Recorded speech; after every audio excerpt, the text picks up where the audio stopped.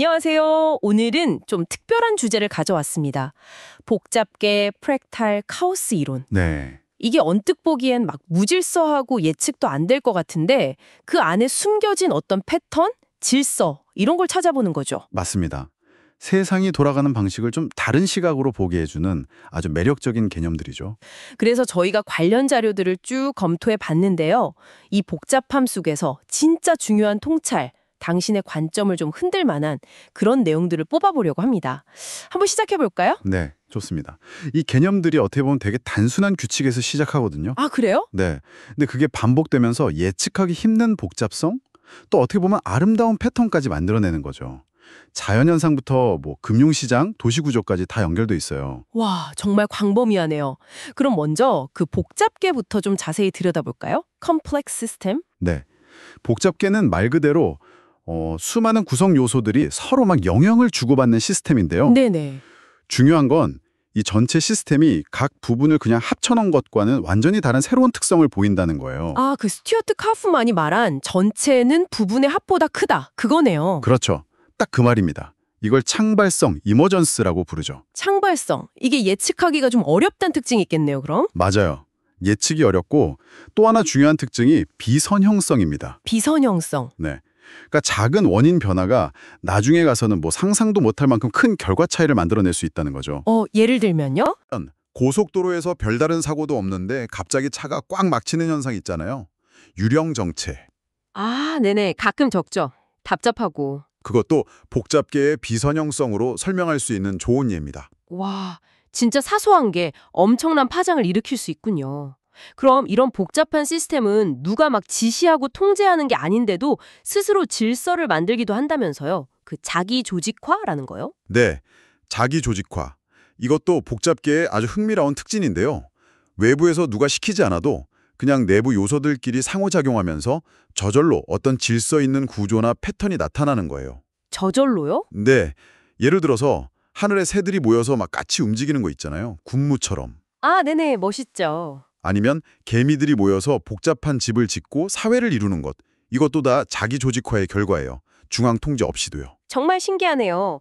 그럼 이런 복잡계 속에서 나타나는 재미있는 구조, 그게 혹시 프랙탈인가요? 아, 연결이 되죠. 네. 프랙탈. 부분을 확대해도 전체랑 비슷한 모양이 계속 반복된다니.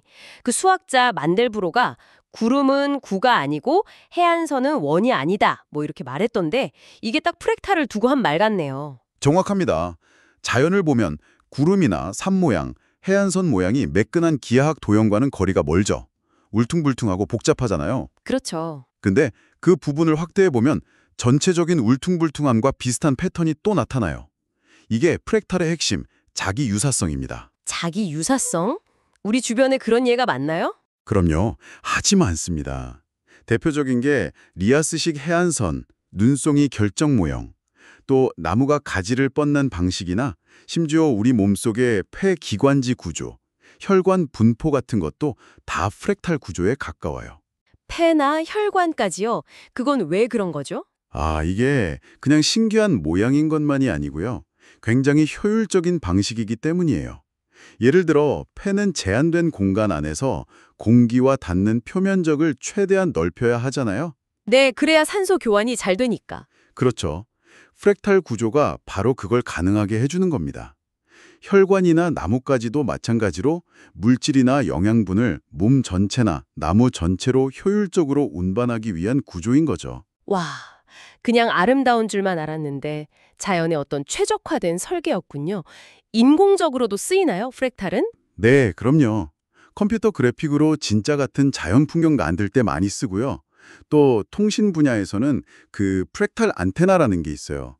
크기는 작은데 수신 효율이 좋은 안테나죠. 오, 프랙탈 안테나. 신기하네요. 자, 그럼 이제 마지막 개념, 카오스 이론으로 넘어가 볼까요? 네, 카오스. 이건 좀 역설적인 것 같아요. 분명한 수학 규칙을 따른다면서요? 결정론적이라고? 그런데 초기 조건의 아주 작은 차이가 나중에는 예측을 불가능하게 만든다. 이게 그 유명한 나비 효과 맞죠? 맞습니다. 나비 효과가 카오스 이론을 가장 잘 설명해주는 비유죠. 기상학자 로렌츠가 발견한 일화가 유명한데요. 네, 들어본 것 같아요. 컴퓨터로 날씨 시뮬레이션을 하는데 입력값의 소수점 몇 자리 아래 아주 작은 숫자를 생략했더니 나중에 결과가 완전히 다르게 나온 거예요. 와, 정말 그 정도로요? 네, 그래서 장기일기예보가 그렇게 어려운 겁니다. 규칙은 있지만 우리가 초기 조건을 완벽하게 똑같이 측정하고 입력하는 게 현실적으로 불가능하니까요. 주식시장 변동 같은 것도 비슷하게 볼 수 있죠. 규칙이 있는데 예측이 안 된다? 그럼 카오스는 그냥 완전한 무질서 상태인가요? 그 안엔 아무 패턴도 없는 건가요? 그게 또 재미있는 지점입니다. 로렌츠가 발견한 것 중에 로렌츠 끌개라는 게 있어요. 끌게요? 어트랙터? 네, 카오스적인 시스템의 상태가 완전히 아무렇게나 변하는 게 아니라 어떤 보이지 않는 특정 영역이나 경로 안에서 움직이는 경향이 있다는 걸 보여주는 개념이에요. 즉, 혼돈처럼 보이는 현상 속에도 어떤 숨겨진 질서나 구조가 있다는 거죠. 곤돈숙의 질서라. 이거 정말 매력적인데요? 그렇죠. 카오스 이론의 핵심적인 매력 중 하나입니다. 그럼 이제 정리를 좀 해보면 복잡계, 프랙탈, 카오스 이 세 가지가 따로 노는 게 아니라 서로 막 얽혀 있겠군요. 네, 맞습니다. 아주 깊게 연결되어 있어요. 복잡한 시스템, 즉 복잡계는 종종 예측 불가능한 카오스적인 동역학을 보이기가 쉽고요. 네. 그리고 그렇게 카오스적으로 움직이는 시스템의 궤적이나 아니면 복잡계가 스스로 만들어내는 구조 속에서 프랙탈 패턴이 자연스럽게 나타나는 경우가 아주 많습니다. 아하.